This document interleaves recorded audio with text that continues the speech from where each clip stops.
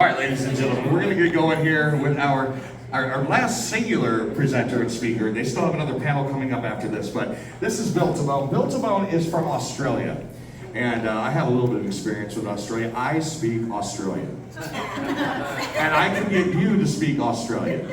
Okay, that takes a little crowd participation. Are you ready? The first word is rise. You have to say rise. Rise. Rise. The next word is up. So rise, up, say up. Up. And the last one is lights. Okay, lights. Lights. Let's put it together. Rise, up, lights. A little faster. Rise, up, lights. One more time. Rise, up, lights. What do men shave their faces with? Rise up lights. Rise up lights. Good job. This is Bill Tabone. Our topic today is Ghosts of Melbourne, Hauntings from My Hometown. Bill Tabone comes to us from the land down under. He is the co-founder, owner, and director of the Australian Paranormal Society. He is also an author known for his book, Ghosts of Airedale Asylum. Among others, as a paranormal researcher and explorer, Bill has contributed to projects such as Haunting Australia, Paranormal Investigators, Phasmophobia, and the Moonlark Media, A Day in the Life. His work revolves around investigating and documenting paranormal phenomena. Please welcome Bill Tabone.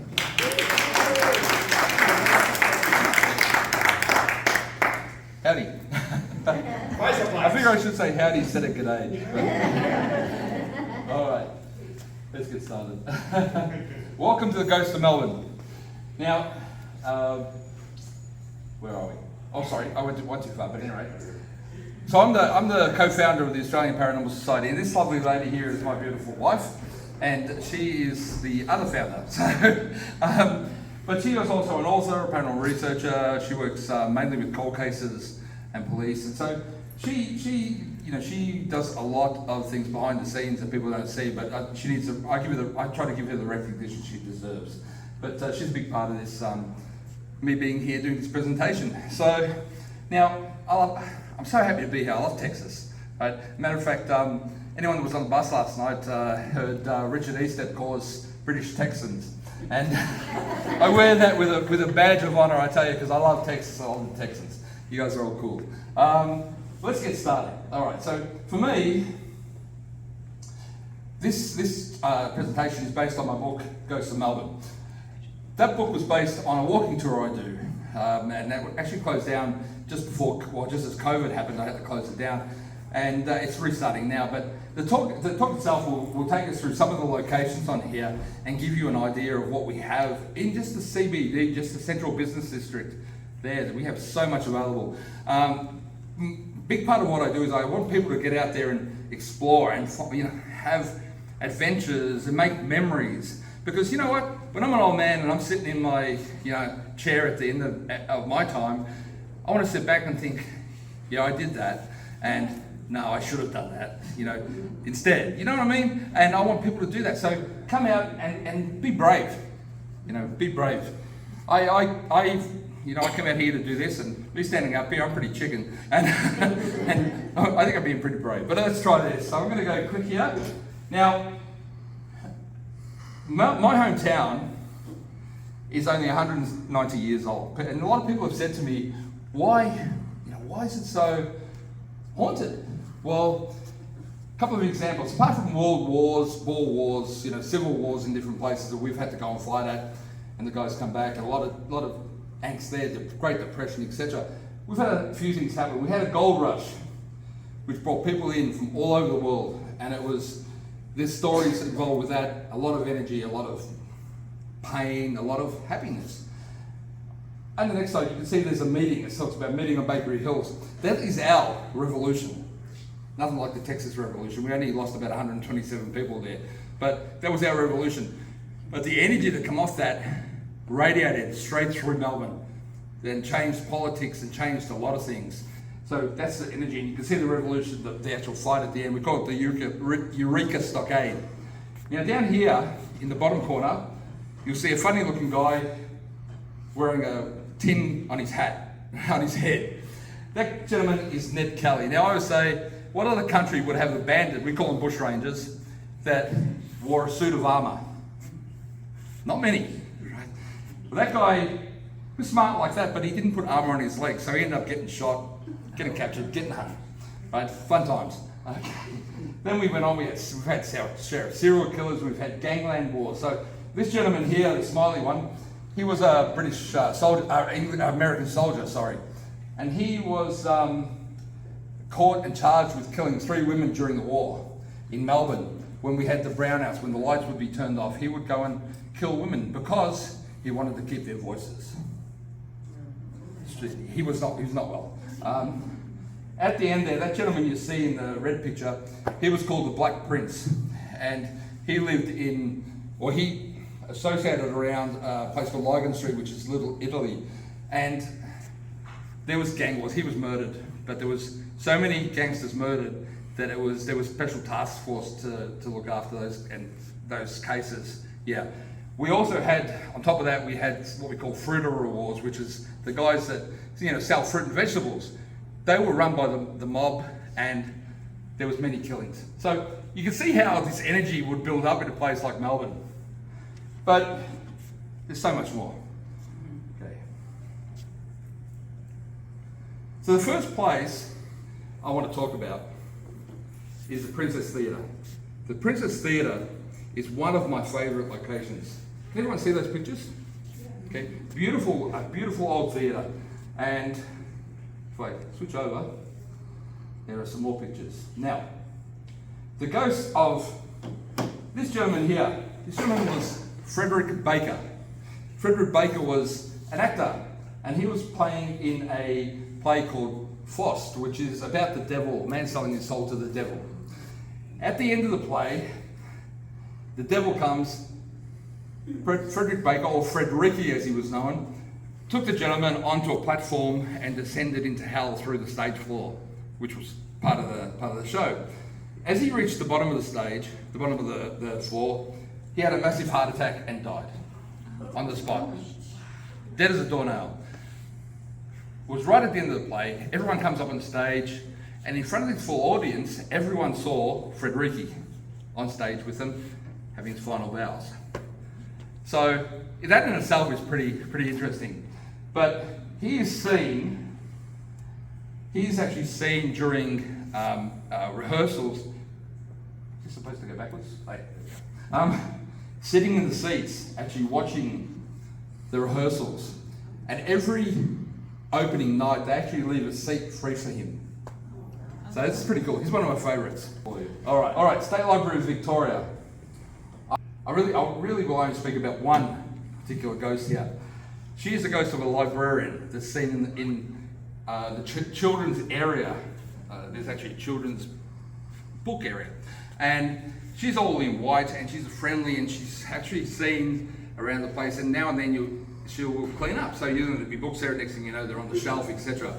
Now, one story I interviewed a couple, or a friend of a couple, who told me about an experience they had. And there was a little child in the children's area. The parents were there, but they were off chatting. The child fell over, and there was a woman in white. When they come over to the child, helping the child up. So they picked the child up, checked the child, and when they turned around, and there was no exits behind them, there was nowhere for her to go, the lady in white wasn't there. So these are nice spirits. These are the ones I like, but I think we all like the nice ones. I'm very big on people, as I said, having experiences. So why I show you this is hopefully you guys get excited and want to come to Melbourne. So, and feel free to call and we'll hook you up. Now, Queen Victoria Market, you can see that's the main entrance, but over on the other side there, you can see how big it is. It goes all the way up to to those other sheds there. It's a massive location. Problem is, this location was Melbourne's second cemetery. So the first cemetery had 7 bodies buried in it before they decided to move it, because where they buried those bodies was a really popular place, and people used to go picnicking there, and because it was up high, it was nice and cool, etc. So they moved them here, and there's actually still 10,000 bodies buried underneath. Nice, eh? There's still 10,000 bodies buried there, and there are spirits. The first 2 Aboriginals that were actually executed in the colony of Melbourne were buried there, but outside the graveyard because they weren't Christian. Horrible. They were killed because they speared a settler who was taking their land, and they were defending themselves, but they didn't speak English, they didn't know what was going on, they were tried and executed without having a translator. So they knew they were getting executed, but they didn't know why or what was going on. The thing is, they never had their proper funerary rites, excuse me, and their spirits are still seen there. I have actually personally seen one of them. I took a couple of English friends of mine who were investigators. We were there. When it's closed down at night, it's all open. There's still some work going around. And what they do is they have these boxes on wheels that they push goods around with. Well, there's one of these boxes sitting in the middle of this big open area, and we were there talking, and we see this spirit look out like this and come back, and he was an Aboriginal. And so we thought, someone's hiding there, you know. Didn't even think it was spirit. We went around both sides. There was a bunch of us, there was about 4 of us, come around expecting to catch the gentleman on the other side, and there was no one there. Okay, so that's two. But there is also 4 bushrangers or bandits that were killed and buried there, and they are seen as well. But you know, it's an interesting location. All right. See, I like to talk too much and I forget about the slides. But it's actually a great place. They have night markets and all sorts of things. And that area there is a deli, and I tell you what, if you like delis, when you walk in there, the smell is fantastic. Tell I like my food as well. Flinders Street Station, okay. This station, this is our main train station in Melbourne. This station is actually, well, the plans for this station were supposed to go to Bombay in India. And they got our plans. So we actually got the wrong plans for it to be built, but that's not the point of it. Those poles you see there, before mobile phones, if you were going to meet your friends in town, you would say, let's meet under the clocks. And that's where you would meet. Now, there's quite a lot of spirits there, but the one that's actually for me is quite sad. You can see the original.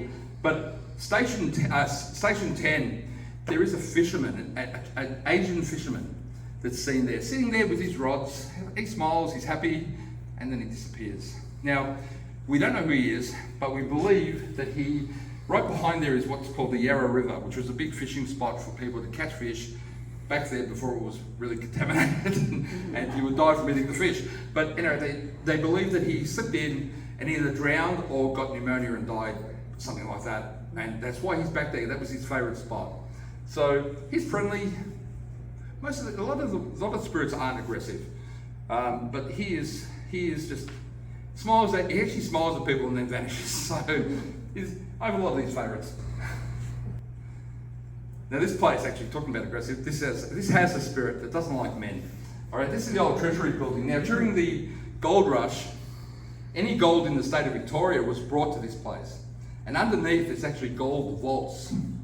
And you can actually visit this place and go underneath and check it out. But down underneath also is a caretaker's house, and he lived there with his family, and he looked after all the gold vaults in the bottom. Now I'd be a little bit nervous about that, right? So one guy with maybe a gun, but this place here up the top there is all offices. They were government offices, and they're still used in some capacity.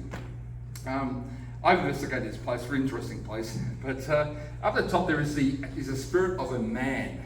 We believe he was an old clerk that used to work there, and he actually likes women. He really, not in a bad way, he is a gentleman. And if you were carrying, say, boxes or a bunch of folders or books or papers, and you were trying to get to an elevator, the elevator will be pressed and opened for you before you even get there. Lights, when you leave the room, lights will switch off for you. And things like that. But if you're a male, many of the male employees that were working there late ran out of the place because they felt like, the way they described it was, it felt like it was about to be beat up. It was an aggressive spirit, and he chases, and literally they believe, these guys, that he's right behind them and he chases them out of the building. So again, we don't know why he does that, but there's too many reports to not believe it, right? But I never experienced him when I investigated the place, but then again, I'm a bit ugly and a bit scary maybe, I don't know, right? But he's really, it's a cool story, and there, witnesses, I've spoken to people that have experienced it, so we have to, take all these different accounts of people that don't know each other, and they're very similar. How do you not say, well, that's possibly the case? All right. This place. This is the old Melbourne jail. This place. This is really hard to get into investigate. That you don't now, basically. You can do a night tour and that's about it. But I've been able to investigate it a couple of times. First time I investigated this place, that's the gallows, and that gentleman, I will talk about him. First time I investigated this place, I had my wife and my 2 older children who were mid-teens. They're investigators, they're experienced. I've been doing this a long time, 39 years, and they grew up with it, so they know what they're doing. Anyway, we were down underneath the gallows. Amanda, myself, and my eldest son, my son. My daughter was actually up on the first floor at the same level as where the drop is, but on this side, and she was taking photos. Now Amanda's a very, very good medium. She protects herself very well, but what happened was she keeled over. She said, I feel like I've been stabbed. And no matter what I did, she could not stand up. She was in agony. I thought, okay, everyone come on, we've got to get out. Picked her up, and I carried her out the front. And at the front there's like a big tree and seats to sit on. I sat her down there and I had to heal her. It took me, forget about this, and it took me about 45 minutes to get her to a point where she could stand. And that's not like her, so it was a pretty powerful attack. Well, a couple of weeks later, we got our gear, went through the evidence. We had a couple of good things. A couple of weeks later, I realised they didn't check my daughter's camera. I put my daughter's camera up, and I didn't bring the photo. The reason being is it's an older camera, and it doesn't resolute well on these screens. But what was there? Right near where she was, there's actually a drain, and sitting next to the drain, I could see a human body. Someone sitting on the ground with their knees pulled up and their hands holding their knees like this. The difference is that the head was not human. The head had elongated ears, big bulbous nose, almond-shaped black eyes, and this pointy chin. And he was looking right at my wife when the photo was taken. So I think that was the attack. This place hung many, many people, including that guy that wore the armour. And his last words were such is life before they dropped him through the hole. But that gentleman there is probably one of my favourites, if you can have a favourite serial killer. That is Frederick Deeming. Frederick Deeming is a piece of work. In England, he killed his wife and 3 children and buried them under the hearthstone in front of the fire. He'd already been engaged to someone else and married them at the same time. He took his new wife to Australia. They moved into a house in the suburb of Windsor.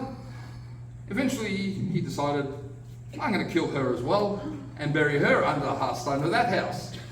So he's a wonderful chap. Let's take him home and sort of, because you want your daughter to meet. Ends up in Western Australia. This guy had a really bad history in the past anyway. He was not a nice guy. Ends up in Western Australia pretending to be a baron. And they were looking for him, the police were looking for him, because they found the bodies in England, they could smell the stench. They were looking for him. He's over there and he's got engaged to another woman. But before he could marry her, they arrested him. And they brought him back to Australia. Now, the thing is, at the time of his capture, when they look back in the records, he was actually in Whitechapel at the time of the Jack the Ripper murders. Yeah. And a couple of American newspapers actually reported that Jack the Ripper had been caught in Australia. Now, I don't believe he is Jack the Ripper, and it's pretty much been proven that he wasn't, but it's a great story. And he ended up getting hung. So what he did before he got hung is he wrote this big manifesto of his life. But when they hung him, the governor wouldn't let it release and he had it burnt. So he might be a little bit pissed off. Now, in one of the jail cells, I took a group of paranormal tourists in there. They come off a cruise ship. And one of them had an SLS camera. And the woman in his cell was saying, I feel like I'm being strangled. Now, he didn't strangle his people, but he stabbed them, right? And hit them with an axe and all sorts of things. But there was also in the same cell, there was another man who was Australian, and he got executed as well. Anyway, her friend had an SLS camera, one of the early ones, put it on, and I'm thinking, oh, she's just maybe having, just feeling because it's a bit strange. When you put I'm not a big SLS fan, but this was interesting. Put the SLS on, and there's actually a stick figure behind her with its arms around her neck. Yeah. So it's an interesting place. Now, Victorian Trades Hall. This is another place. I actually do tours here. It's a grand old building. This is a centre. This is all the unions, the builders' unions, the plumbers' unions, the bakers' unions. They all have offices here. This is where union war is instigated. And it's the oldest operating union hall in the world, training hall in the world. There are older buildings, but they're not in use anymore. Now we go in there and there's some great places in there, some really beautiful buildings, rooms I should say. You can see this room over here. Now those gentlemen, there is only one reported death in this place. It was a policeman who was shot. These three lads over here, horrible looking fellas, they were trying to break into a safe to get what they believed was a payroll. There was only £80 at the time in the safe. One policeman heard the racket of them trying to break in, called his other policeman. The police went up the front stairs with a detective. The shootout was happening. One policeman went around the back, come up, sneaking up on him and dropped his torch. One turned around, shot him. He was saying, I tried to shoot his gun, so he dropped the gun. Yeah, right, okay. Well, that was the gentleman on the end. And he was actually hung for that murder. The other two were basically life imprisonment. But in our investigations, and I can't remember what piece of equipment we used, we were asking, and I said to a spirit we were talking to, so there's only been one death in this building. And this spirit said that you know of. Right? But I know there has been others. See, the thing is with the old, like the 1800s, like early 1900s, is that someone would have a heart attack, and they're probably dead. But matter of course, they take them to the hospital, so they don't declare them dead on site. They declare them dead at the hospital. So there could be 100 deaths, but there's only one that they say because he was shot. So these are some of the great buildings we have and some of the great histories we have. I love my hometown. But what I want to say, hey, look, kangaroos. At home, my place where I live, I have a big front yard, all grass, no fences. Across the road is bushland. I have kangaroos come and actually eat on my front lawn. Sometimes there's 8 or 10 of them on there. But the house I live in, it's another story. It was a murder. Which we actually, 6 years before we bought the place, we were in there investigating to help the person because they were having a hard time. And we helped that person, and we eventually bought it. So, talk about sickos. But look, we love the paranormal. We love to travel. We love coming. I love San Antonio. I love everyone here. The guys, the people are always great. So I was honoured to speak here. But hey, got my card. You got any questions about anything I spoke about? Hit me up, and we can. I'll answer. So I'm going to finish up. Any questions, anyone? You have one. Oh, of course you do. What place here in the United States Yep. that you investigated reminds you most of the location in Australia Ooh. you investigated? That's a good question. That's a good one. And I'm not a plan. Now that is a good one, actually. It's really hard. Because it's so different here. The closest thing I can come to is, and it's not exactly the same, but Alcatraz. I didn't investigate there. I was there at night. Right at the end, there was no one there. Right, I got to spend some time. We got down in the Citadel, and it's really the feeling more than anything. The place is not the same. It's very similar, but the feeling is similar. A place in Melbourne, there's a jail called Geelong Jail. And we used to be able to hire that place out. The guy, do you have Rotary here? Rotary Rotary clubs. Yeah. The Rotary club used to run this place, and a guy was named Bill, and I'd bring Bill up and I'd say, Bill, I want to hire the place out. He'd say, yeah, $300, you know. And I'd get there at 5 o'clock and he'd come drive up and he'd go, here's the keys, leave them in the letterbox when you're done, right? Be out by 7 o'clock, beautiful.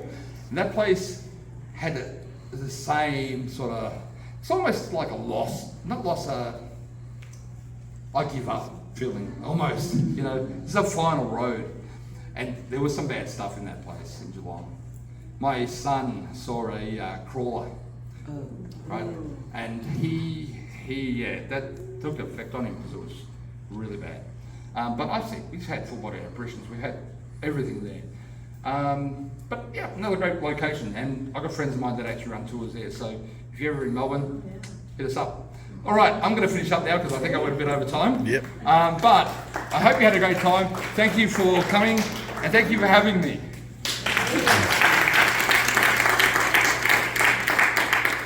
Right, if you've got any questions, grab me outside. Thank you. All right, guys. Hope you enjoyed it. Thank you.